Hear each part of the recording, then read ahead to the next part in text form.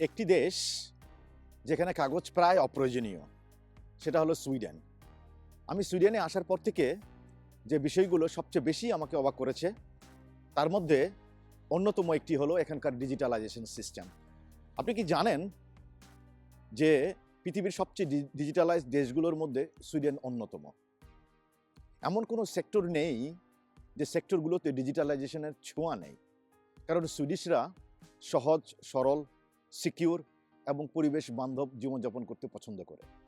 আজকে আমি আপনাদেরকে এমনই কয়েকটি সুইডেনে ডিজিটালাইজেশন সিস্টেম সম্পর্কে তুলে ধরব, যা সত্যিই আপনাকে অবাক করবে।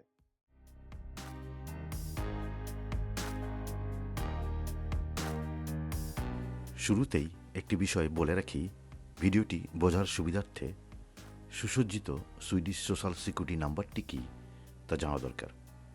সংক্ষেপে বলা যায়, যা কিনা বাংলাদেশের জাস্ট এনআইডি নাম্বারের মতন। এবং ভিডিওটির শেষ পর্যন্ত দেখুন। আই সোয়ার, শেষের 1 মিনিট সত্যিই আপনাকে অবাক করবে। সুইডেনে ডিজিটালাইজেশনের একটি এক্সাম্পল আমি আপনাদের সঙ্গে শেয়ার করি। ভাবুন তো, আপনি ফার্মেসিতে গেলেন, এমন কি ঘটে গেল যে আপনার কাছে দেখে মনে হলো ওয়াও, আসলে এটা কি সম্ভব? জি, সুইডেনে প্রেসক্রিপশনগুলো হ্যান্ডেলিং করা হয় ডিজিটালাইজভাবে। এই প্রেসক্রিপশনগুলো আপনি ফার্মেসিতে যাবেন উইদাউট এনি প্রেসক্রিপশন, আপনি জাস্ট আপনার সোশ্যাল সিকিউরিটি নাম্বারটি বলবেন, লাইক এনআইডি নাম্বারের মতন, আর মুহূর্তের মধ্যেই ফার্মাসিস্ট আপনার প্রেসক্রিপশন চেক করে আপনার কাছে ওষুধগুলো পৌঁছে দেবে।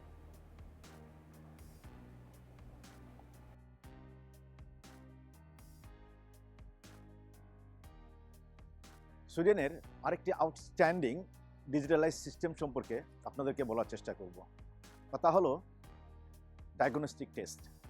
নর্মালি আমাদের দেশে ডক্টররা প্রেসক্রিপশনের মধ্যে আপনার বিভিন্ন টেস্টের নাম লিখে আপনার হাতে কাগজ ধরিয়ে দেন, এবং সেটা আপনি পরবর্তীতে কোনো ডায়াগনস্টিক সেন্টারে গিয়ে দিলে আপনি সেই টেস্টগুলো করাতে পারেন। সঙ্গে আপনি একটা রিপোর্টের কাগজ নিয়ে আবার ডাক্তারের কাছে ব্যাক করেন। বাট সুইডেনে এই টোটালি উল্টো, কারণ এখানকার সিস্টেমটাই ডিজিটালাইজ সিস্টেম।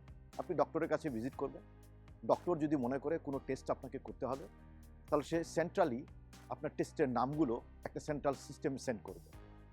আপনি করবেন কি, একটা ডায়াগনস্টিক সেন্টারে যাবেন, কিংবা কোনো হসপিটালে যাবেন, কিংবা কোনো ক্লিনিকে যাবেন, আপনি আপনার ঠিক একইভাবে আপনার সোশ্যাল সিকিউরিটি নাম্বার বলবেন, তারা সিস্টেম থেকে আপনার টেস্টের নামগুলো বের করে সব টেস্টগুলো আপনার করে ফেলবে। ব্লাড টেস্ট, আদার্স টেস্ট, সব কিছুই তারা এই সেন্ট্রাল সিস্টেম থেকে নামগুলো বের করে একে একে আপনার টেস্টগুলো করবে, এবং রিপোর্টটি ঠিক একইভাবে তারা সেন্ট্রাল সিস্টেমে সেন্ড করবে। এবং একটা ডক্টর ঠিক একইভাবে ওই সেন্ট্রাল সিস্টেম থেকে আপনার সোশ্যাল সিকিউরিটি নাম্বার দিয়ে বের করে সেই রিপোর্টগুলো পড়ার চেষ্টা করবে এবং বোঝার চেষ্টা করবে। এখানে কাগজের কোনো বালাই নেই, সবই ডিজিটাল, এবং ডিজিটালের সিস্টেমেই এই টেস্টগুলো করতে হয়। সো পেশেন্টরা কোনো কাগজ নিয়ে কোনো ডায়াগনস্টিক সেন্টারে যায় না, তারা সরাসরি ডায়াগনস্টিক সেন্টারে গিয়ে তাদের সোশ্যাল সিকিউরিটি নাম্বারটি বলে তাদের টেস্টগুলো করে থাকে। এবং এভাবেই আপনি সুইডেনের যে প্রান্তে যান না কেন, যে কোনো ডাক্তার আপনার কোনো যদি টেস্ট অর্ডার করে থাকে, আপনি যে কোনো জায়গায় যেয়ে আপনি টেস্টগুলো আপনার পার্সোনাল নাম্বার বলার মাধ্যমে আপনি করতে পারবেন।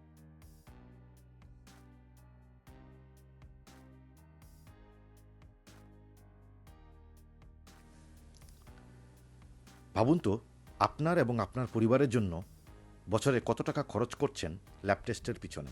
কমেন্ট করে জানাবেন প্লিজ। সত্যি অবাক করার মতন বিষয়টি হলো, সুইডেনে সব ধরনের টেস্ট এবং যত দামি টেস্ট হোক না কেন এবং যতবার ইচ্ছে করাতে পারেন, এবং রোগীরা তা করতে পারেন সম্পূর্ণ বিনামূল্যে। সুইডেনে যেখানে বলতে গেলে কাগজ ব্যবহারই হয় না, শুধুমাত্র একটি আইডি নাম্বার দিয়েই সব কিছু, সেখানে বাংলাদেশে এখনও আমরা কাগজ, ফাইল আর রিপোর্ট নিয়ে বিগত কয়েক দশক ধরে দৌড়ের উপরে আছি।